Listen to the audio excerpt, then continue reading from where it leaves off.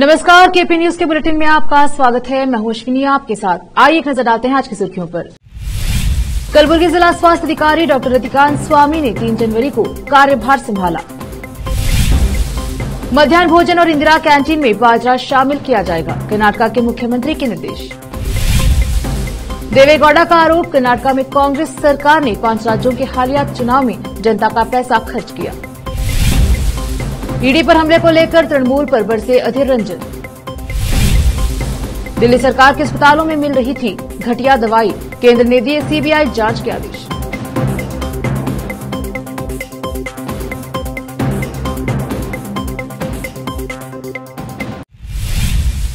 अब समाचार विस्तार से। कलबुर्गी जिला स्वास्थ्य अधिकारी डॉक्टर रतिकांत स्वामी ने 3 जनवरी को कार्यभार संभाला। एआईसीसी अध्यक्ष डॉक्टर मल्लिकार्जुन खड़गे के साथ राज्य के लोकप्रिय मुख्यमंत्री सिद्धारामैया, उप मुख्यमंत्री डीके शिवकुमार, स्वास्थ्य और परिवार कल्याण मंत्री दिनेश गुंडूराव, ग्रामीण विकास और पंचायत राज्य मंत्री प्रियांक खड़गे और वैद्यकीय कर्नाटक प्रदेश महिला कांग्रेस महासचिव श्रीमती राजश्री श्रीकांत स्वामी ने एक प्रेस विज्ञप्ति में कहा कि वह शिक्षा मंत्री डॉक्टर शरण प्रकाश पाटिल को यहां नियुक्ति करने के लिए बधाई देते हैं। इस मामले में डॉक्टर प्रमुख श्रीकांत स्वामी, बसवराज निट्टूरे, जगदीश बिरादर, संजू डाकुड़गी, अभिषेक स्वामी और अन्य ने रतिकांत स्वामी को स्वास्थ्य अधिकारी के रूप में उनकी नियुक्ति पर बधाई दी है। विशेष संवाददाता की रिपोर्ट।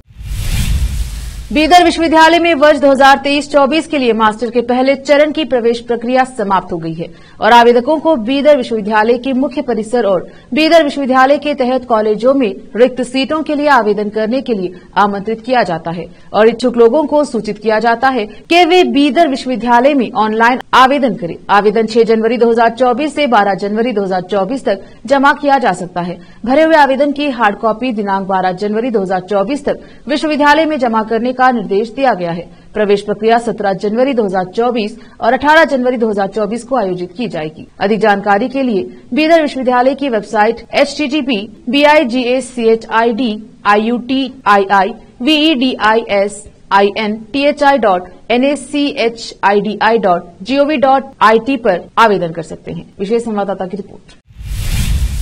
कर्नाटक के मुख्यमंत्री सिद्धारामैया ने शुक्रवार 5 जनवरी को घोषणा की कि बाजरा को जल्द ही राज्य भर में इंदिरा कैंटीन और मिड डे मील भोजन के मेन्यू में शामिल किया जाएगा। यह घोषणा बाजरा और जैविक अंतर्राष्ट्रीय व्यापार मेला 2024 के उद्घाटन के दौरान की गई थी, जहां मुख्यमंत्री ने बाजरा के पोषण संबंधी लाभों पर जोर दिया था। बाजरा उन जगहों पर भी उगाया जा सकता है जहां वर्षा और उर्वरता कम है। अच्छी सेहत के लिए बाजरा बहुत मददगार होता है, इसलिए राज्य सरकार लगातार बाजरा मेलों का आयोजन कर रही है। मुख्यमंत्री सिद्धारामैया ने कहा कि इंदिरा कैंटीन और स्कूल भोजन कार्यक्रमों में बाजरा को शामिल करने को अंतिम रूप देने के लिए शीघ्र ही संबंधित विभागों की एक बैठक बुलाई जाएगी। उन्होंने कहा, उद्देश्य इन पौष्टिक अनाजों को अपने दैनिक आहार में शामिल करके लोगों, विशेषकर स्कूली बच्चों के समग्र स्वास्थ्य और ताकत को बढ़ाना है। जेडीएस के संरक्षक एचडी देवेगौड़ा ने शुक्रवार को कर्नाटक की कांग्रेस सरकार पर 5 राज्यों के हालिया विधानसभा चुनाव में पार्टी की सहायता के लिए राज्य का सार्वजनिक धन खर्च करने का आरोप लगाया। साथ ही उन्होंने मुख्यमंत्री सिद्धारामैया और उप मुख्यमंत्री डीके शिवकुमार पर निशाना साधा। पूर्व प्रधानमंत्री ने सिद्धारामैया पर निशाना साधते हुए आरोप लगाया कि वह 5 राज्यों में चुनाव लड़ने के लिए कर्नाटक, विशेषकर बेंगलुरु से कांग्रेस पार्टी को धन के प्रवाह को नहीं रोक सके। बीजापुर में श्री विश्व तीर्थ पेजावर स्वामी जी ने आज शहर में एक संवाददाता सम्मेलन के दौरान पत्रकारों से बात की। देखते हैं स्वामी जी ने क्या कुछ कहा। बीजापुर से फेरोज शेख की रिपोर्ट। ನಮ್ಮ ಗುರುಗಳು ಇವತ್ತಿಗೆ 50 ವರ್ಷಗಳ ಕೆಳಗೆ ದೂರದ ಉಡುಪಿಯಿಂದ ಈ ವಿಜಯಪುರ ನಗರಕ್ಕೆ ಬಂದು ಇಲ್ಲಿ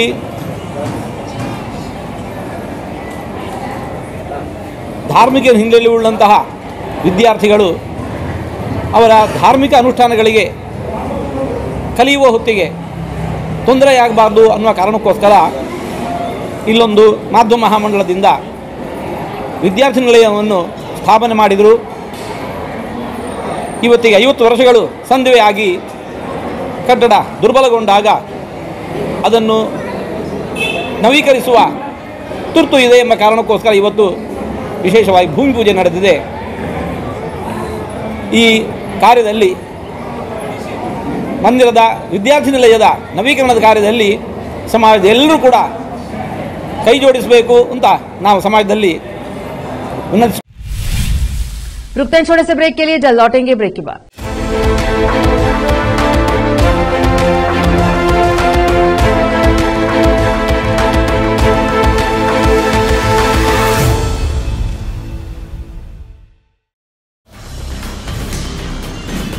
हिंदुस्तान के हर कोने में हम हैं मौजूद। 24 घंटे हालात पर गहरी नजर, खबरों से जुड़े चुपते सवालात, और आपको दिखाता है धार्मिक, सामाजिक, राजनीतिक, लोकल और इंटरनेशनल न्यूज की सबसे बेहतर कवरेज, जो आपको रखती है हर पल बाखबर। देश और दुनिया भर की खबर के लिए देखते रहें केपी न्यूज 24/7। ब्रेक के बाद स्वागत है आपका, देखते हैं समाचार। शुक्रवार को पश्चिम बंगाल के उत्तर 24 परगना जिले में छापेमारी करने गई प्रवर्तन निदेशालय यानी ईडी की टीम पर बड़ा हमला हुआ। ईडी के अधिकारी यहां राशन भ्रष्टाचार मामले में टीएमसी परिषद के मत्स्य पालन और पशु संसाधन अधिकारी शाहजहां शेख के घर पर छापेमारी करने पहुंचे थे। हालांकि सैकड़ों लोगों की भीड़ ने यहां ईडी अधिकारियों और सुरक्षाकर्मियों को घेर लिया और उन पर हमला कर दिया।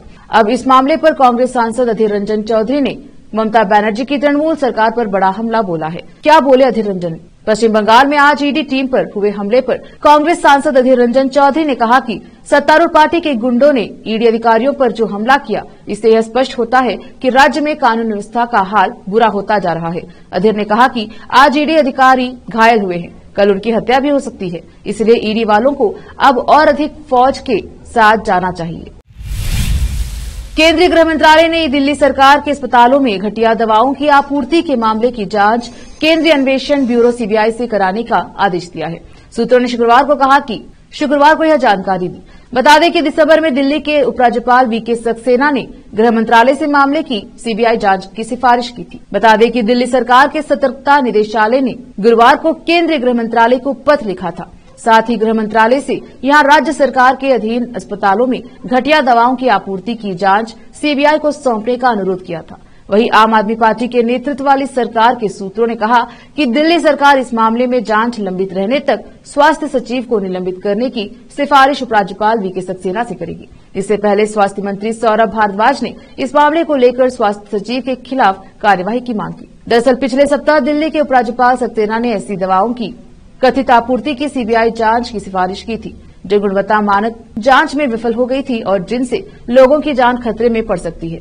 वहीं सतर्कता निदेशालय द्वारा केंद्रीय गृह मंत्रालय को भेजे गए पत्र में कहा गया था कि मुझे यह कहने का निर्देश दिया गया है कि खराब गुणवत्ता वाली ऐसी दवाओं की आपूर्ति पर कार्यवाही केंद्रीय खरीद एजेंसी सीपीआई तक ही सीमित नहीं रहनी चाहिए, बल्कि पूरी आपूर्ति श्रृंखला की जांच करने की जरूरत है और उस जांच में विनिर्माताओं से दवा खरीदने वाले एवं उन दवाओं को अस्पतालों मरीजों तक पहुंचाने वाले आपूर्तिकर्ता की भूमिका की भी जांच हो। उत्तर प्रदेश के नगरी अयोध्या में भव्य राम मंदिर में प्रभु श्री राम के प्राण प्रतिष्ठा कार्यक्रम को लेकर उत्सव का माहौल है। इस उत्सव की तैयारी को लेकर मां जानकी की जन्मस्थली मिथिला में भी लोग तैयारी कर रहे हैं। मां जानकी की जन्मस्थली बिहार की सीतामढ़ी मानी जाती है। इस कारण इस उत्सव में भाग लेने में बड़ी संख्या में लोग पाहुर उपहार लेकर अयोध्या जाने की तैयारी में है। ऐसे में जब बेटी के ससुराल में उत्सव हो तो माई के पक्ष में प्रसन्नता होनी स्वाभाविक है। उपहार को लेकर हर ओर तैयारी चल रही है। कई इलाकों में इस उत्सव को लेकर मंगल गीत गाए जा रहे हैं। राम मंदिर के उद्घाटन समारोह को और खास बनाने के लिए पटना के महावीर मंदिर की ओर से भी तैयारी चल रही है। महावीर मंदिर की ओर से भगवान राम के लिए उनके ससुराल मिथिला का पाग, पान और मखाना के साथ कई उपहार भेजे जाएंगे। महावीर मंदिर न्यास के सचिव आचार्य किशोर कुणाल ने बताया कि देश भर से अयोध्या पहुंचने वाले भक्तों की संख्या को देखते हुए 15 जनवरी से 15 फरवरी तक सुबह 9 बजे से रात 9 बजे तक राम रसोई चलेगी। राम रसोई अयोध्या में बिहार की खास पहचान बनेगी। रामलला के सामने स्वर्णिम दीपक भी महावीर मंदिर से भेजे गए गाय के घी से जलाया जाएगा। प्राण प्रतिष्ठा से पहले सोने का धनुष बाण भी अर्पित किया जाएगा। वक्त हो चला है एक और छोटे से ब्रेक का, जल्द लौटेंगे ब्रेक के बाद।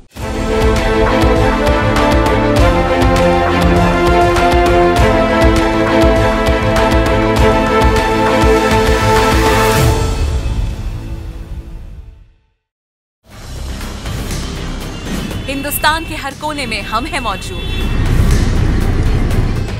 24 घंटे हालात पर गहरी नजर, खबरों से जुड़े चुपते सवालात,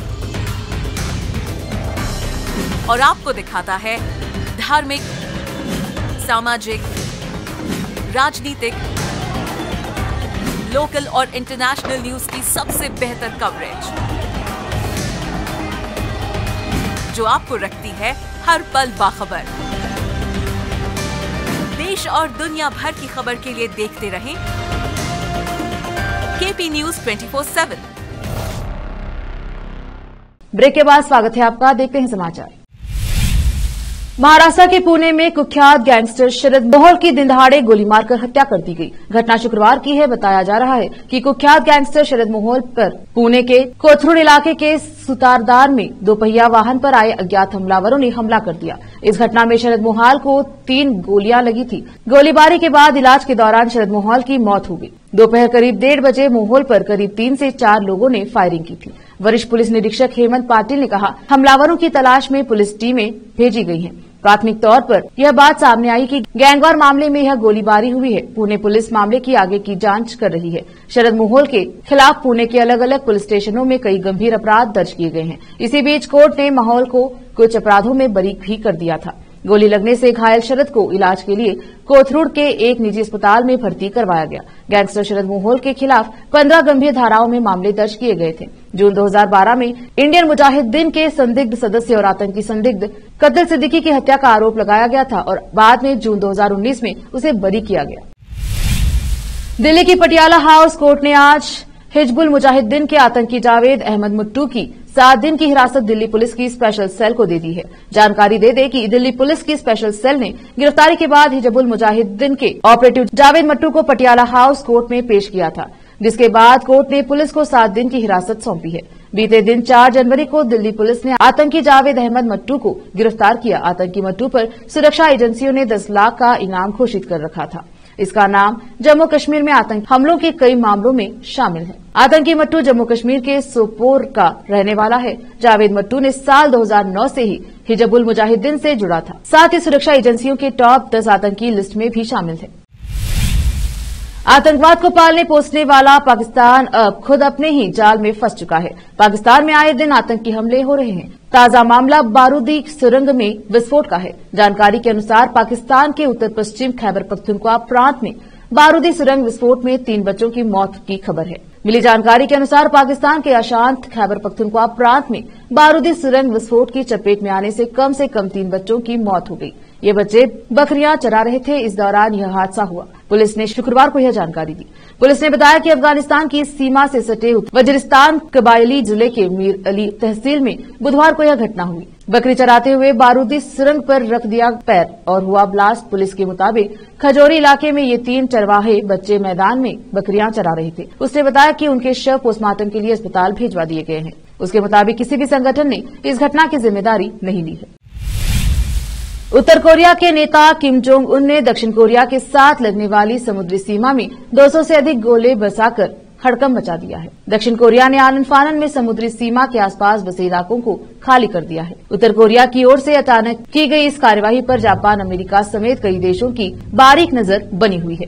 दक्षिण कोरिया ने कहा कि उत्तर कोरिया ने दोनों देशों के बीच विवादित समुद्री सीमा पर तोप अभ्यास किया, जो 2018 के सैन्य समझौते का उल्लंघन है। दक्षिण कोरिया के जॉइंट चीफ ऑफ स्टाफ ने कहा कि उत्तर कोरिया ने शुक्रवार को विवादित पश्चिम समुद्री सीमा के उत्तर में समुद्र में 200 गोले दागे। दक्षिण कोरिया ने उत्तर कोरिया के इस अभ्यास को उकसावे की कार्यवाही बताया। हालांकि उसे कोई नुकसान नहीं हुआ, क्योंकि वह शुक्रवार शाम या रात में इसी तरह के अभ्यास को शुरू करने की योजना बना रही है।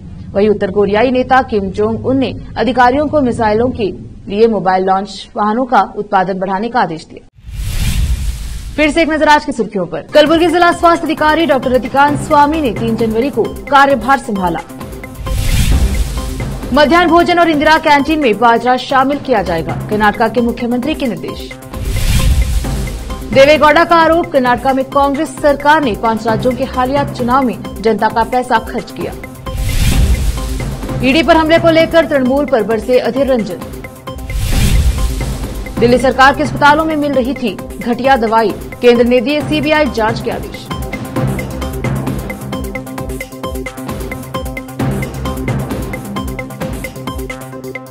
केपी न्यूज के बुलेटिन में आज इतना ही। देखते रहिए केपी न्यूज 24/7। धन्यवाद।